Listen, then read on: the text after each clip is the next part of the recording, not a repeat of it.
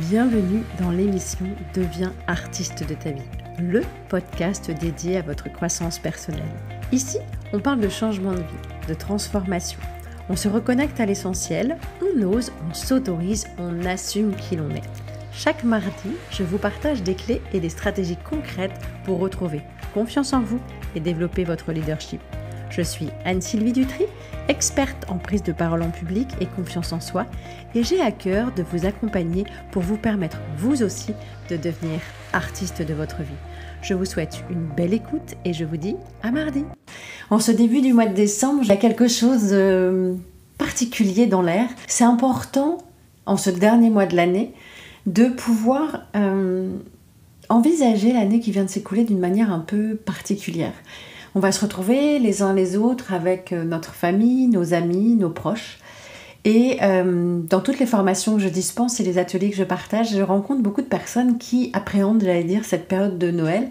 Parce qu'en fait, c'est devenu dans les conventions plutôt quelque chose de protocolaire où on se retrouve à devoir partager un repas de famille, ou plusieurs repas de famille, avec une belle-sœur, un beau-frère, une belle famille ou sa propre famille.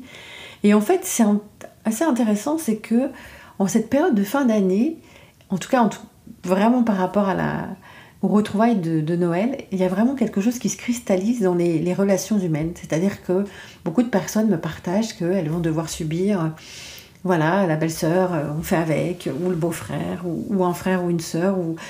Voilà, je trouve assez intéressant et parfois triste que ces personnes, ou beaucoup peut-être d'entre vous, se retrouvent à devoir vivre ces fêtes en appréhendant de comment ça va se passer.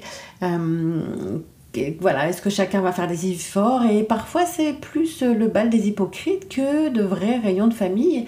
Et j'ai souvent l'habitude de dire aux personnes que j'accompagne en stage ou lors de formation, mais pourquoi vous vous infligez ça en fait? Qu'est-ce qui fait que vous vous sentiez obligé de partager une soirée, un moment ou plusieurs soirées avec des personnes qui, pendant l'année, vous ne vous voyez pas. En fait, c'est ça qui est particulier, c'est qu'en fait, pour certaines familles, personne n'entretient la relation. Et en fait, on se retrouve contraint et forcé au moment des fêtes de partager un repas. Alors, bien sûr, il y a les sujets à éviter. En même temps, il y a aussi... au niveau de ce réveillon de Noël, des choses qui sont cristallisées, c'est-à-dire les relations de fratrie ou de sororité, et on va se retrouver à avoir peut-être envie de régler ses comptes alors que c'est pas du tout le moment. On a l'impression de se retrouver encore une fois comme le petit dernier ou la petite dernière alors qu'en fait on a plus de 30 ou plus de 40 ans et qu'à un moment donné ça suffit. Et en fait j'ai remarqué depuis plusieurs années que cette période de fête, on l'entretient pour les enfants. Et je trouve ça dommage parce qu'en fait, pour moi, c'est vraiment une période qui reflète la joie. Enfin, quand je me connecte à mes émotions, mes souvenirs d'enfant, c'était quelque chose pour moi qui était juste incroyable.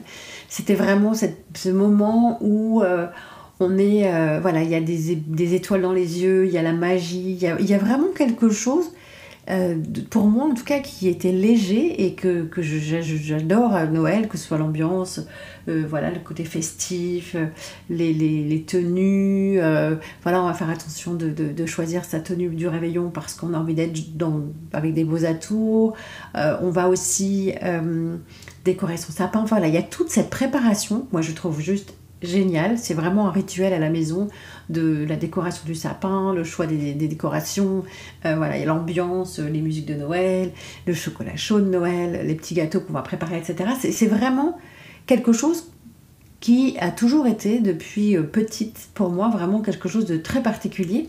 Et j'ai souvenir aussi que c'était aussi l'occasion pour moi de revoir des cousins qui habitaient loin. Je l'ai toujours remarqué. En tout cas, moi, je suis très portée sur le côté familial. Et ça a été vraiment... ça a toujours été quelque chose de chouette.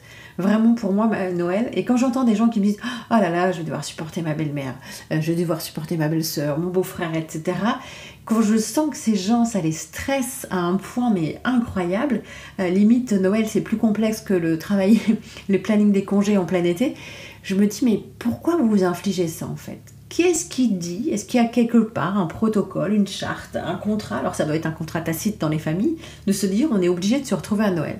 Et pour l'avoir vécu aussi pendant quelques années où c'était quelque chose de très compliqué, l'organisation, chez qui on va, ceux qui veulent recevoir, puis ceux qui veulent pas vous voir, enfin bref, c'était, pour moi ça a été aussi quelquefois très très douloureux.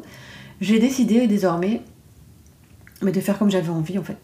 Il n'y a rien qui vous oblige de devoir subir votre famille, votre belle famille, des personnes que vous n'avez pas envie de voir, des personnes avec qui vous n'avez aucun lien pendant l'année. Et je vous invite tout simplement à vous dire, ok, qu'est-ce que je mets derrière cette fête de famille en fait? Pourquoi je m'oblige à retrouver des proches à ce moment-là, alors que si ça cristallise des problématiques personnelles et familiales, c'est peut-être l'occasion de le faire autrement, différemment, peut-être d'étaler les fêtes de Noël, peut-être de ne pas vous retrouver avec toutes les mêmes personnes en même temps. Mais ce que je vous invite vraiment à faire en cette fin d'année, c'est de vous écouter, d'honorer qui vous êtes, et surtout de vous respecter, et de faire les choses avec cœur. Qu'est-ce qui vous ferait vraiment vibrer pour cette fin d'année? Qu'est-ce que vous avez envie de faire? Et je parle de réveillon de Noël, mais c'est pareil pour le réveillon de jour de l'an. Ça devient parfois systématique et automatique. Il y a des habitudes qui sont prises. Et je vous invite vraiment à faire une petite introspection en vous disant mais qu'est-ce que j'aimerais faire finalement? Qu'est-ce qui compte pour moi? Qu'est-ce que j'ai envie de partager avec mes enfants? Si vous n'avez pas d'enfants, qu'est-ce que vous avez envie de partager avec votre conjoint? Si vous êtes tout seul ou toute seule, qu'est-ce que vous avez envie que Noël marque pour vous? Et c'est vraiment important de prendre ce recul nécessaire et surtout de se dire mais j'arrête de m'imposer des choses qui ne comptent pas, j'arrête de m'imposer des choses ou des personnes avec qui j'ai l'impression de ne pas avoir d'affinité, pour revenir dans votre authenticité en fait, tout simplement. Donc j'espère que vous allez passer de merveilleuses fêtes de fin d'année et je vous dis à la semaine prochaine.